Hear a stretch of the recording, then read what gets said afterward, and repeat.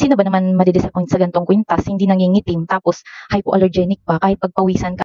Acidic ako kaya isang beses lang talaga ako gumamit ng silver na kwintas. Oo, B. So, iwas na iwas ako gumamit ng silver na kwintas kasi nga, nangingitim siya tapos hanggang sa maputol na siya. Ganun yung nangyari sa first and last na silver na kwintas na ginamit ko. So, ito nga, silver tong hikaw na to. Nangingitim na siya ang part dito sa napagpapawisan ko. Ganun. So, iwas na iwas talaga ako gumamit ng silver na kwintas. Kaya, ayan, bumili na lang ako ng ganitong kwintas, non-tarnish siya, B, tapos hypoallergenic.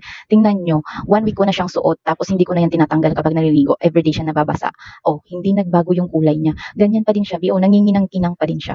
Tapos napakasimple pa ng atake niya.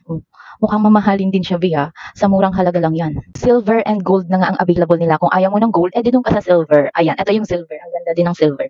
Ayan. So, perfect din siyang pang-gift, eh. Kasi pag ginip mo to sa iyong kaibigan or sa loved ones mo, matutuwa sila kasi nga, hindi sila madi-disappoint, B.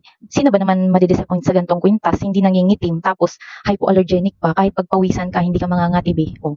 Tapos, ang gaan-gaan pang suotin. Parang wala ka lang kwintas na suot. Tapos, ang atake niya, B. Diba? Perfect.